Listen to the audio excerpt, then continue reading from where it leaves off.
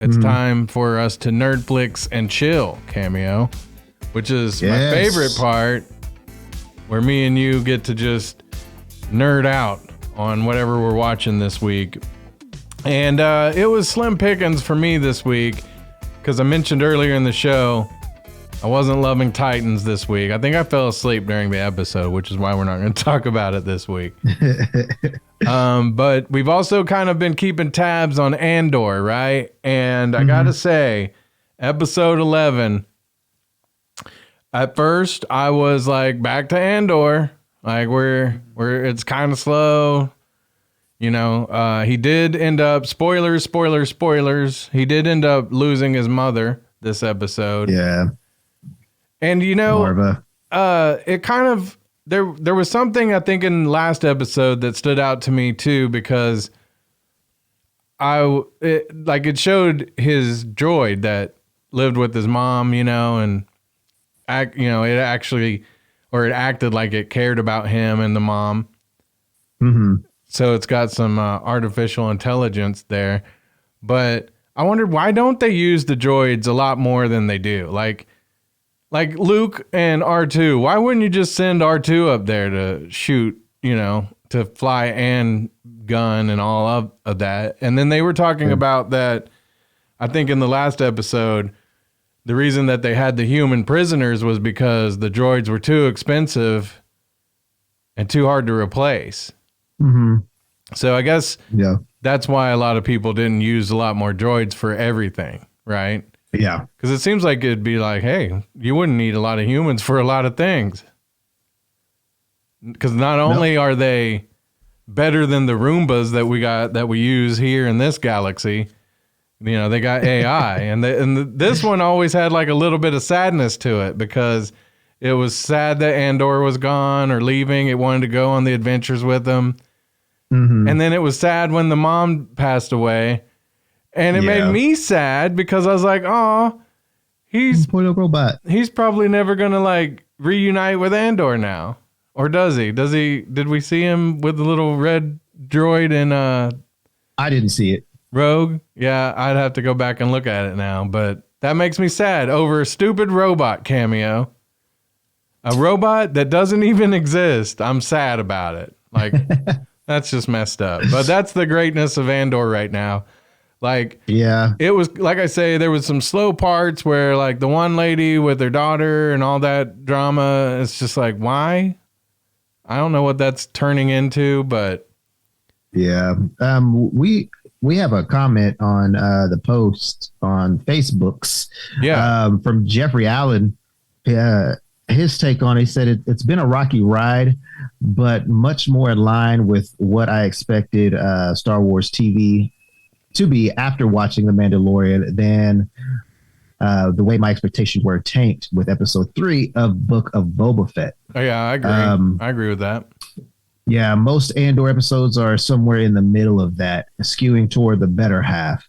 I feel like when it's at its darkest and most serious, Andor falls apart, much like the rest of Star Wars. When it's fun and moving, it's a great show and a lot of fun to watch. He's exactly right. I say he's exactly right. There are other people who love, and that's what we're kind of throwing around too. We would love to have like somebody join us on the show who loves the show, like, because the season finale is next week. But I agree with him, because I have been that way too. There's been some great episodes that were fun and like, wow, you know, it looked great and everything was just, I loved it. Yeah. And this was one of them. This one, the second, you really got me in the second half, or however they say, the kids say. Yeah. Because in the second half, it really picked up. Like, first of all, I got to say, I wish that and I know that he had been in another episode previous and we didn't mention him, but I got to say they should have had Forrest Whitaker in this a little bit sooner for me, for my taste. Yeah. How does Forrest Whitaker play a younger version of himself and pulls it off? I don't know. That was funny. I don't know. I also got to say, like, at the very end, what really like, I mean, I'm sitting there with my mouth open like, what am I watching? This is awesome. Yeah. So the rebel recruiter, Luthen, he's about to get like, you know, caught by the Empire there. And his ship, like I had seen a headline earlier in the week that I hadn't, you know, the episode had dropped, but I didn't watch it yet. And it was like, his ship is way better than like the Millennium Falcon. And just, you know, the old nerd in me was like, what? What ship in this episode? Like, no way there's a better than Millennium Falcon ship. And then as I see like his escape from the Empire and what his ship did, again, I'm sitting there mouth open like, why isn't this like, this could have been Andor, like with battles like this more spread out through. And you know, it told a story and the story was okay, but it just took so long on everything to set up and get there. Yeah. And you know, I've said this before. If you're going to have more than like 6 episodes, which we've been accustomed to with the Disney Plus series, make sure you are getting everything that you need to get out within the first 2 episodes. Now we have 12 episodes with, soon to be 12 episodes with Andor.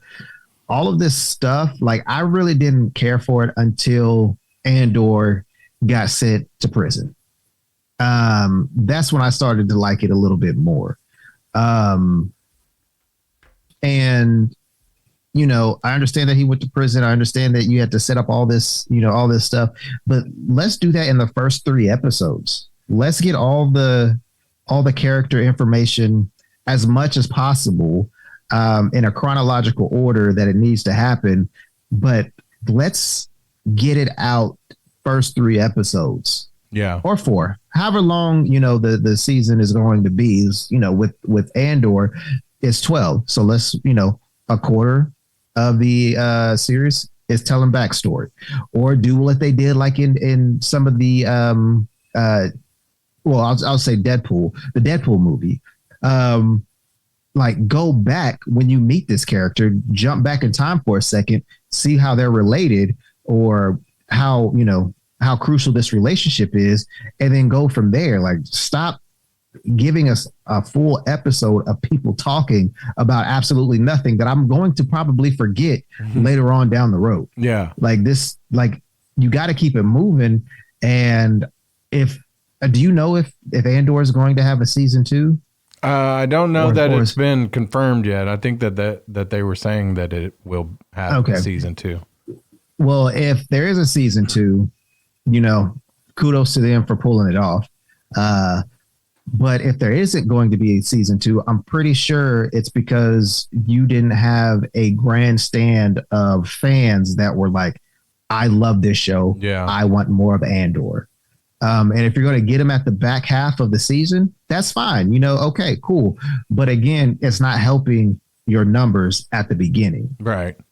Start off strong and finish strong, because that's what people are going to remember. They're not going to remember the middle. They're going to remember the beginning and the end. Well, there was a lot of middle in this show. Exactly. And like you said, I think some of the Empire people, and again, this might be set up like way in advance for like next season, but like some of the backstory with some of them, like I don't need all that. I didn't need all that. There's like that one guy with his mom who does not like him. Like, right. Did you need all that? No. I don't even know what like the point of that is yet. And the season's about to wrap up, right? So, and I realize some of the things, you know, with the sister and all that, that will probably get loose ends tied up tomorrow, or not tomorrow, this coming up week for the season finale. But man, I don't know, Cameo. It just seems like there was so much other just exposition here that didn't. I don't know. And again, I might be sounding like a dum-dum because I'm like, just give me the explosions. Well, and see, but I don't even that's really the best need part. It is true. It is Star Wars, and you want that explosion. You want that excitement because for what? Since the 70s, that's what we've gotten with Star Wars. Yeah. And so it's like stay true to the I don't want to say formula, but stay true to it. And you're going to have a successful show, but again, all this backstory, all these, like you said, with the man and his mom, like, is that Snoke? Is that why Snoke is so hateful? Because he hates his mom? That's like, Kylo Ren. No.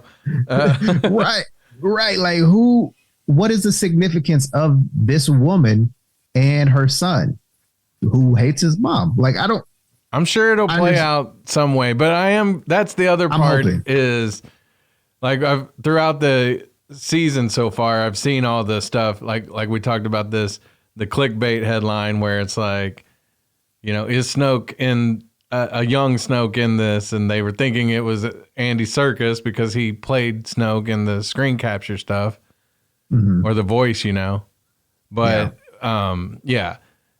Then his character totally wasn't. So I'm just like done with just tell me. I don't want to guess. Just tell me who this guy is.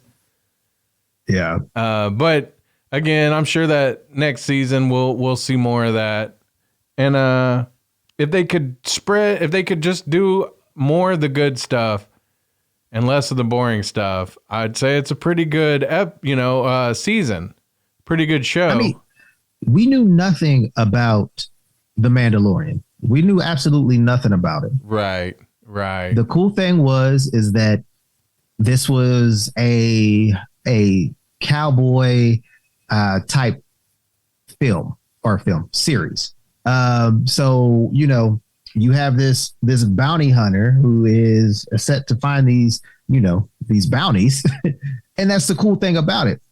You have now going to Andor, you have this guy who ends up being a crucial part of the rebellion, and you're not really seeing much of him doing what he needs to do to be part of that rebellion or to be a rebel, basically. Yeah. I don't see that anyways. I mean, you might see something differently than I did, but all this backstory did nothing for me at all. Did not make me like Andor's character anymore.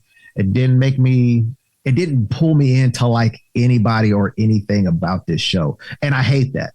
I do like Star Wars, and I hate that I could not connect with any of the characters in this series.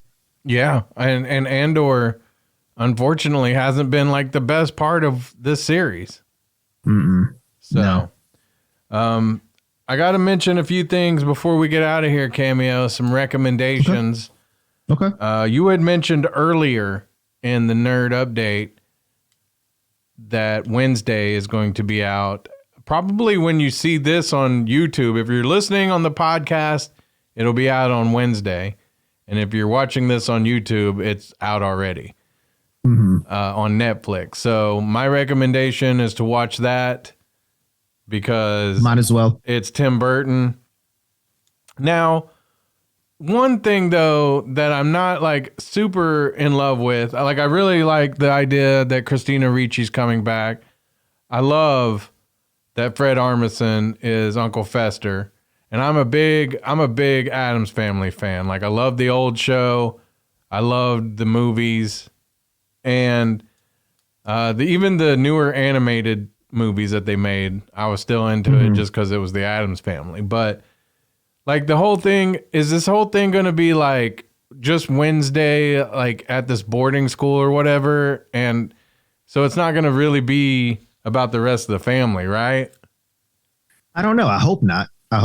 Me too. Because I think but I think it is going to be that way. I think Uncle Fester's going to show up because maybe he enrolls at the college or something that she's going to. Or like, what was that movie with Rodney Dangerfield back in the day where he goes to school with his nephew or something? Like, wasn't it him and Robert Downey Jr., I think?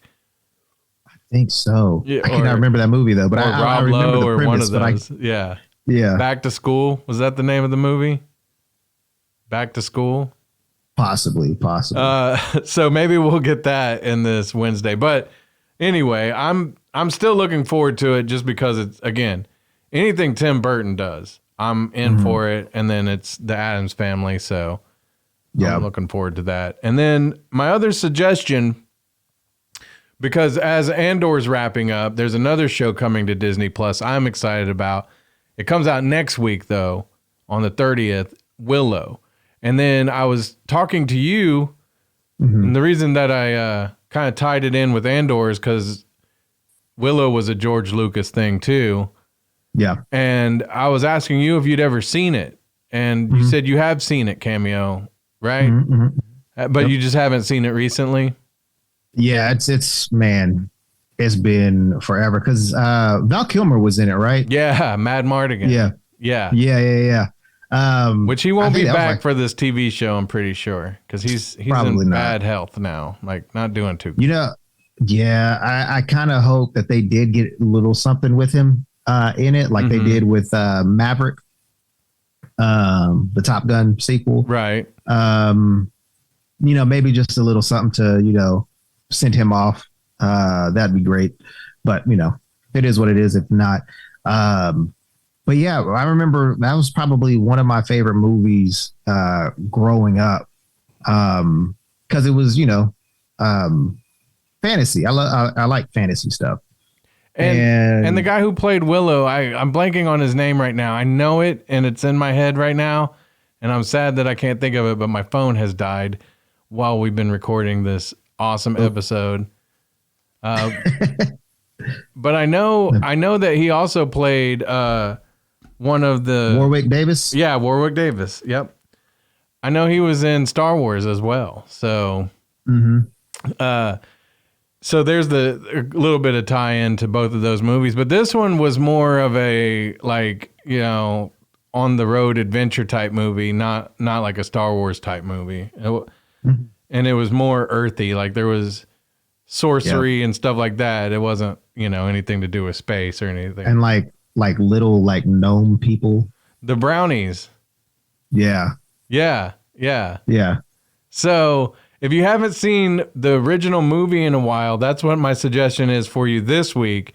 Go watch it because it's on Disney Plus. And then the show will be debuting next week, which I'm excited about. Yeah. I also watched the first episode of the Santa Clauses. There was the movie with Tim Allen, the Santa Claus. Oh, I don't know how many they made. They might have made like 3 of them, but I think you're right. But there was the first one, and then I can't remember the second one, but I know there was like him and Jack Frost, where it was Martin Short. Oh my goodness, I'm pretty certain I know about the second one. Of course, I remember the first one. I remember watching that one when it came out, I think at the theater. So, because I'm into Christmas movies, I'm not going to lie. I watched one episode of that on Disney Plus, and it wasn't horrible. Yeah. So, there were 3 Tim Allen, the Santa Claus movies. Gotcha. The first one, the Santa Claus 2, and then the Santa Claus 3, which was the Escape Clause, and that was the one with Jack Frost, Martin Short. See, I wouldn't mind watching that just because I love Martin Short, but I'm pretty sure by that time I was like over that whole deal. Like, yeah, I didn't want to see any more Santa Claus movies. There is a Santa Claus movie I do want to see coming out soon with David Harbour called Deadly Night. I finally saw the trailer for that. That one looks ridiculous. I love it. Wow. I can't wait. He was like, I gotta look. I can't look away. I gotta look. Yeah. I gotta look. And then A Christmas Story, one of my favorite movies growing up around Christmas. I always had to watch it. Ralph in his, pink bunny suit. They made like one a few years ago but it wasn't like a real sequel. Like it was, I think it was like it was like Another Christmas, and they recast everybody. But they took the guy that played the original Ralphie, and he's got it's a Christmas story, I think, or something like that. It's on HBO Max, so that's out now too. Okay. That's my recommendations. I mean, I guess I'm not saying the Christmas Story movie's good because I'm dubious. It's like one of those other, like how me and you say it just won't hit the same as like some of the originals. Like this one's definitely probably not going to be as special to me as the original Christmas Story, but I'm going to check it out. Okay. Cameo, you got anything? I have a couple. It's all they're both on Netflix. Enola Holmes 2 with Millie Bobby Brown. I really enjoyed the first Enola Holmes movie, but this one kind of sets up another sequel. But we'll see what happens. But yeah, that was pretty good. Again, starring Millie Bobby Brown as Sherlock Holmes' sister, Enola Holmes. You know, it's your prerogative to like the Millie Bobby Brown show. It is. And also where the Crawdads Sing. Oh yeah, okay. I've heard of this one. It's pretty good. I would say definitely check those two movies out. If you're looking for a more serious movie, go for Where the Crawdads Sing for sure. Sweet. And if you're looking for horror Thanksgiving movie recommendations, hop on over to Tales from the Dork Side podcast, the YouTube page. That's my podcast with Gog, who we talked to earlier. And we review one, it's Pilgrim on Hulu, which is a crazy messed up horror movie. And then we reviewed these two movies called Thanksgiving and Thanksgiving 3. And what happened to 2? That's the whole premise of the third movie. Okay. And they are not good. They are not good. You're not going to want to watch these movies, but you'll probably want to hear us make fun of them. So, okay, cool. Yeah, that's what I got. All right. That means it's about time for us to get out of here, Cameo. I have some VHS tapes to return. And I'm going to go take some pictures. I just want to take some pictures. Oh my god. Anyways, keep it nerdy, everybody. Smile and put on a happy face.